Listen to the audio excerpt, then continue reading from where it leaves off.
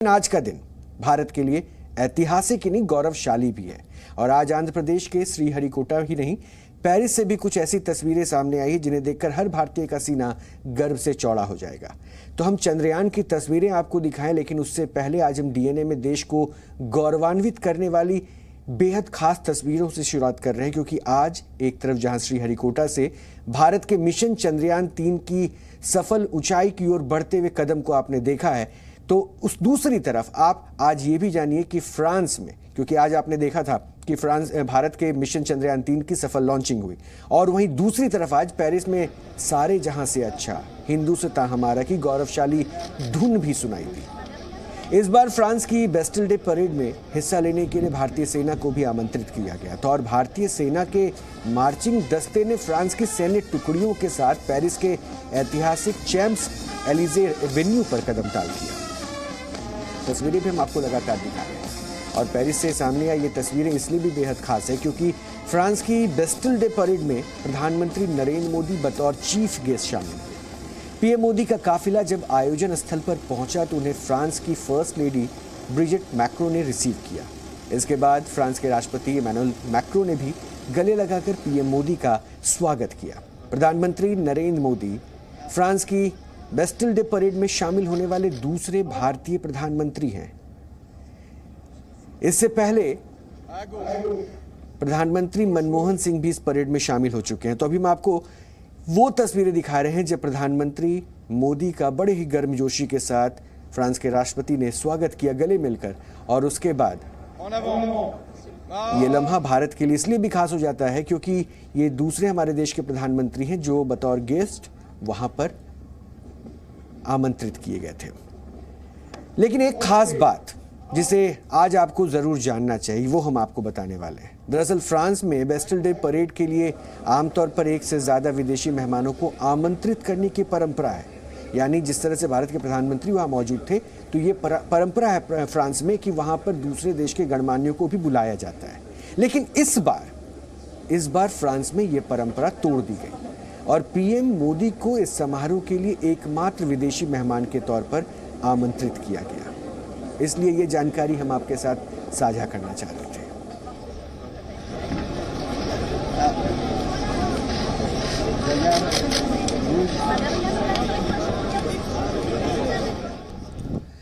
प्रधानमंत्री Modi Bastille Day parade में मुख्य अतिथि के रूप में शामिल हुए तो पेरिस के ऐतिहासिक चैम्प्स एलिजे एवेन्यू पर सारे जहां से अच्छा हिंदुस्तान हमारा की धुन भी गूंज उठी, और इस धुन के बीच बेस्टिल डे परेड में भारतीय सैन्य टुकड़ियों ने भी मार्च किया।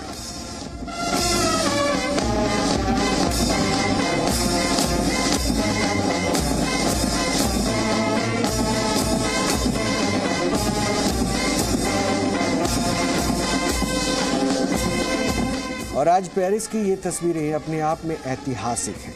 सिर्फ इसलिए नहीं कि पेरिस की ये सड़कें भारतीय सैनिकों की बूटों की आवाजों से गूंजे, बल्कि इसलिए भी क्योंकि ये पूरी दुनिया के सामने हिंदुस्तानी सैनिकों के शौर्य और उनकी शहादत को स्वीकार करने का भी अवसर था। और आज जब फ्रांस हिंदुस्तानी सैनिकों के पराक्रम को याद कर रहा है, तो ये जरूरी हो जाता है कि हम इतिहास के पन्ने पलटें और आपको उन हजारों भारतीय सैनिकों के बारे में भी बताएं जिन्होंने अपने फर्ज के लिए विदेशी धरती पर अपनी कुर्बानी दी, अपने जान न्यौछावर कर दी। 28 जुलाई 1914 को दुनिया ने पहले विश्व युद्ध का सामना किया था। इस युद्ध में एक तरफ जहां ब्रिटेन, अमेरिका, रूस और फ्रांस थे, तो दूसरी तरफ Germany, Austria, Hungary, Japan, Italy, Bulgaria और ओटोमन साम्राज्य शामिल थे। वर्ष 2014 का सितंबर आते माफ कीजिएगा कि उस वक्त सितंबर आते जर्मन सेनाएं पेरिस में घुसने लगी थी। 1914 तक ये जर्मन सेनाएं पेरिस में घुसने लगी थी, लेकिन पेरिस पर किसी भी वक्त जर्मनी का कब्जा हो सकता था, और अगर पेरिस फतह हो जाता तो जर्मन सेनाओं के लिए ब्रिटेन भी ज्यादा दूर नहीं रह जाता। उस समय भारत पर ब्रिटेन का ही कब्जा था, और अंग्रेज 1897 में लड़े गए बैटल ऑफ सारागढ़ी के दौरान सिख सैनिकों की बहादुरी पहले ही देख चुके थे। ऐसे में पेरिस बचाने की जिम्मेदारी एक बार फिर पंजाब रेजिमेंट को सौंपी गई। आखिरकार 2 वर्षों तक चली भीषण जंग के बाद वर्ष 1916 में जर्मन्स को पेरिस से खदेड़ दिया गया। इस जीत के बाद पंजाब रेजिमेंट के सैनिकों ने जश्न के तौर पर पेरिस की सड़कों पर विक्ट्री मार्च निकाला था और ये 107 वर्ष पूर्व निकाले गए उसी विक्ट्री मार्च की तस्वीरें हम आपको ये दिखा रहे हैं। ये 107 वर्ष पूर्व की वो विक्ट्री मार्च की तस्वीरें हैं और इन तस्वीरों में आप फ्रेंच महिलाओं को हिंदुस्तानी सैनिकों के सीने पर फूल लगाते हुए भी देख सकते हैं। और ये तस्वीरें बताती हैं कि उस वक्त ये सैनिक फ्रांसीसी लोगों के लिए देवदूतों से कम नहीं थे, जिन्होंने अपने देश के दुश्मनों के हाथ उनको पड़ने से बचाया था। लेकिन मित्र देशों का ये जीत ऐसे ही उनको हासिल नहीं हुई थी। वर्ष 1914 से 1918 तक लड़े गए पहले विश्व युद्ध में 13 लाख हिंदुस्तानी सैनिकों ने हिस्सा लिया था और ये सैनिक ब्रिटिश इंडियन आर्मी के नाम से ब्रिटेन में लड़े थे। लेकिन इनमें से 74,000 सैनिक फिर कभी घर नहीं लौट सके, जबकि इस युद्ध में 67,000 से ज्यादा हिंदुस्तानी सैनिक घायल हुए थे। फर्स्ट वर्ल्ड वॉर ही नहीं, वर्ष 1939 से वर्ष 1945 तक लड़े गए सेकेंड वर्ल्ड वॉर में भी 25 लाख भारतीय सैनिकों ने हिस्सा लिया और वो इस विश्व युद्ध में हिस्सा लेने वाली दुनिया की सबसे बड़ी वॉलेंटियर आर्मी थी। हालांकि भारत का इस युद्ध से कोई लेना देना नहीं था, लेकिन ब्रिटेन का उपनिवेश होने के चलते लाखों भारतीय सैनिक इस युद्ध में मित्र देशों की तरफ से लड़े और करीब 6 वर्ष तक चले इस युद्ध में 87,000 से ज्यादा भारतीय सैनिकों ने अपनी शहादत दी थी। भारत के पहले फील्ड मार्शल और 1971 के भारत पाकिस्तान युद्ध के दौरान आर्मी प्रमुख रहे जनरल सैम मानेकशॉ ने भी दूसरे विश्व युद्ध में ब्रिटेन की तरफ से जंग लड़ी थी और बर्मा के मोर्चे पर उन्हें 7 गोलियां लगी थी। और भारतीय सैनिकों के इसी योगदान को देखते हुए इंडियन ब्रिटिश आर्मी के तत्कालीन commander in chief field marshal Claude Auchinleck ने कहा था कि अगर भारतीय सैनिक मित्र देशों की तरफ से नहीं लड़े तो ब्रिटेन ये युद्ध कभी नहीं जीत पाता। अब जरा सोचिए, इन दोनों वर्ल्ड वॉर में 1.5 लाख से भी ज्यादा भारतीय सैनिकों ने अपनी जान कुर्बान कर दी, लेकिन शायद इतिहास में उन्हें वो सम्मान नहीं मिला जिसके वो हकदार हैं। और शायद इसलिए आज जब पंजाब रेजिमेंट के साथ भारतीय वायुसेना और नौसेना की टुकड़ियां पेरिस के राजपथ पर उतरी तो ये भारतीय सैनिकों के उस पराक्रम और उनकी शहादत को श्रद्धांजलि भी थी जो कभी फ्रांस के लिए लड़े थे और उसी धरती पर शहीद हो गए। इसलिए आज बेस्टिल डे परेड पर हमने एक बेहद खास ग्राउंड रिपोर्ट तैयार की है और आज आपको हमारी ये रिपोर्ट जरूर देखनी चाहिए, क्योंकि ये रिपोर्ट भारत के गौरवशाली सैन्य इतिहास की वर्तमान की दहलीज पर दस्तक है। देखिए जरूर।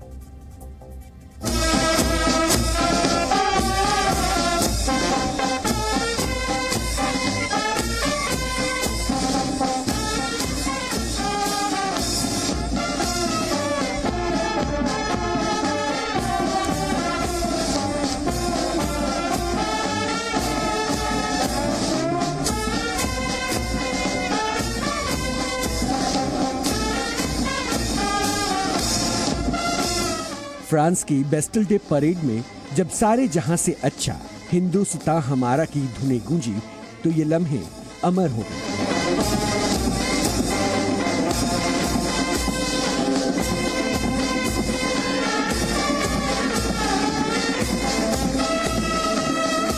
पेरिस के ऐतिहासिक चैम्प्स एलिजे एवेन्यू पर जब भारतीय रणबांकुरे कदम ताल करते हुए गुजरे तो ये तस्वीरें ऐतिहासिक बन गई।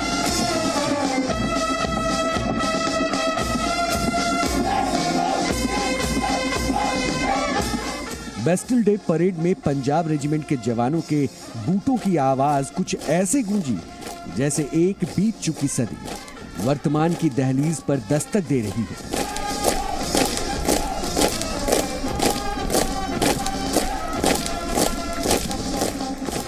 कुछ ऐसी ही तस्वीरें इससे पहले वर्ष 1916 में दिखी थी। आज से पूरे 107 वर्ष पहले पंजाब रेजिमेंट के जवानों ने पेरिस की इसी सड़क पर विक्ट्री मार्च निकाला था। न तब पंजाब रेजिमेंट के उन जवानों की चाल में फर्क था, न आज इनके बूटों की धमक में कोई कमी आई है।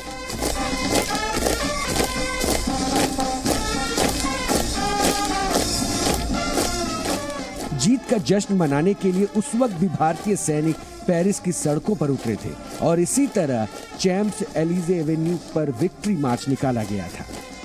हिंदुस्तानी सैनिकों की वर्दी पर फूल टाकती महिला की यह तस्वीर उसी ऐतिहासिक मार्च की है और आज 107 वर्ष बाद उसी पंजाब रेजिमेंट की टुकड़ी एक बार फिर पेरिस की सड़कों पर उतरी तो फ्रांस ने भी दिल खोल कर स्वागत किया।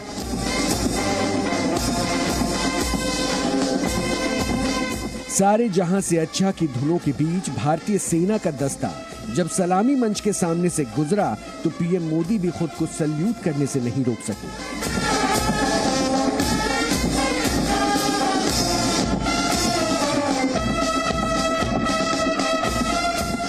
भारतीय सेना के इस मार्चिंग दस्ते में सेना के तीनों अंग शामिल थे, जिसमें सेना की टुकड़ी की अगुवाई कैप्टन अमन जगताप कर रहे थे, जबकि नौसैनिक दल को कमांडर व्रत बघेल ने लीड किया। वहीं इंडियन एयरफोर्स के दस्ते का नेतृत्व स्क्वाड्रन लीडर सिंधु रेड्डी ने किया।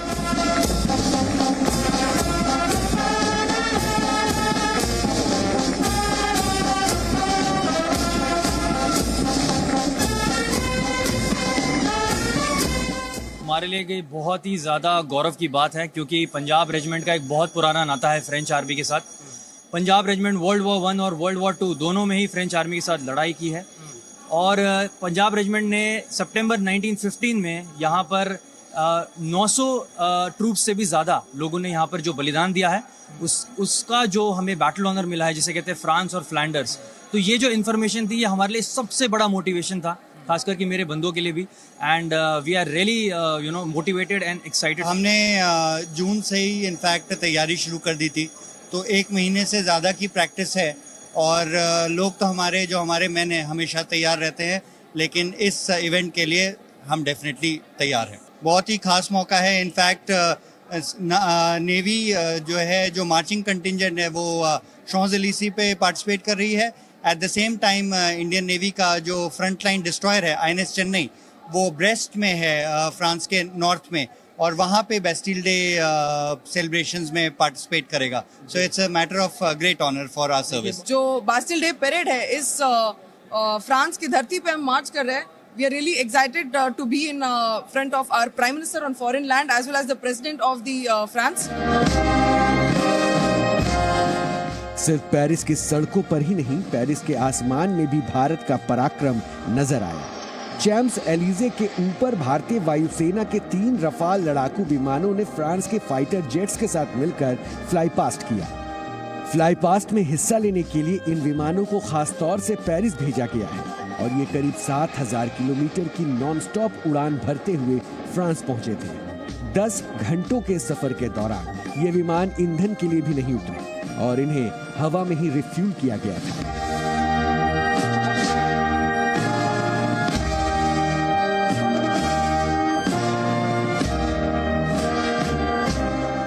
हमारे पास 4 जहाज हम लेकर आए हैं यहाँ पे। एक बिल्कुल कॉम्पैक्ट टीम लेकर आए हैं जो इन जहाज़ों को उड़ाने में मदद करेगा, सर्विसिंग करेगा ग्राउंड पे, और बाकी जो भी असिस्टेंट चाहिए वो सब करेगा। फ्लाइट करीबन 1 घंटे की सॉर्टी होगी, क्योंकि हम इब्रू बेस से टेक ऑफ करेंगे, जो कि यहाँ से करीबन 60 से 70 माइल दूर है।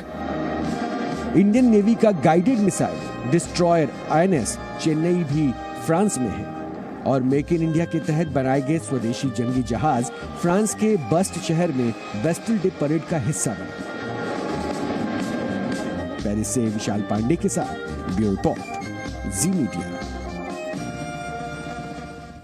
इसलिए मैंने शुरू में ही कहा था कि आज का दिन बहुत बहुत ऐतिहासिक है। इसलिए अभी तो आपने सिर्फ पहली तस्वीर देखी है, थोड़ी देर में हम आपको चंद्रयान की भी तस्वीर दिखाएंगे और उसके बारे में जानकारी जो है वो भी आप तक पहुंचाएंगे। लेकिन अब इन तस्वीरों को देखने के बाद आपके मन में एक सवाल उठा होगा कि बेस्टिल डे परेड, ये रिपोर्ट तो हमने देख ली, लेकिन अब बेस्टिल डे परेड है क्या, ये आप जानना चाह रहे होंगे। इसलिए अब मैं आपको बेस्टिल डे परेड के बारे में बताने वाला हूं।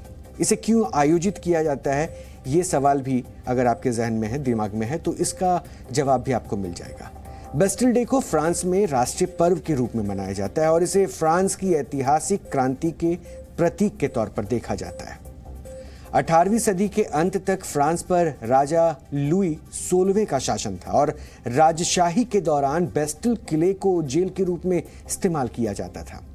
इस किले में उन कैदियों को रखा जाता था जिन पर राजद्रोह यानी राजा लुई 16वें के खिलाफ आवाज उठाने या उनका विरोध करने के आरोप होते थे। बेस्टिल जेल में कैद ये लोग अपनी सजा के खिलाफ कहीं भी अपील नहीं कर सकते थे। यानी ये जेल एक तरह से फ्रांसीसी राजशाही के कठोर शासन का प्रतीक बन गई थी। राजा की जनविरोधी नीतियों के खिलाफ जनता के मन में गुस्सा पनप रहा था और 14 जुलाई वर्ष 1789 को आखिरकार जनता का गुस्सा भड़क उठा और फ्रांस की जनता ने राजशाही के खिलाफ बगावत कर दी। इस दौरान भीड़ ने बेस्टिल जेल पर भी हमला कर दिया और वहां मौजूद कैदियों को छुड़वा दिया। बेस्टिल जेल पर हमले की इस घटना को फ्रेंच रिवॉल्यूशन में काफी अहम माना जाता है और इसे फ्रांस में राजशाही शासन के अंत के तौर पर भी देखा जाता है। इसलिए फ्रांस में हर वर्ष 14 जुलाई को बेस्टिल डे के रूप में सेलिब्रेट किया जाता है और इस दौरान वहां परेड निकाली जाती है, सेनाओं का दमखम दिखाया जाता है और भव्य समारोह का आयोजन होता है। और इस बार प्रधानमंत्री नरेंद्र मोदी को समारोह में मुख्य अतिथि के रूप में आमंत्रित किया गया था। तो इसीलिए ये तस्वीर जो आपने आज देखी उसके अपनी एक ऐतिहासिक भूमिका तो है ही, साथ ही साथ इसके पीछे इतिहास के पन्नों में दर्ज कई किस्से और कहानियां भी हैं।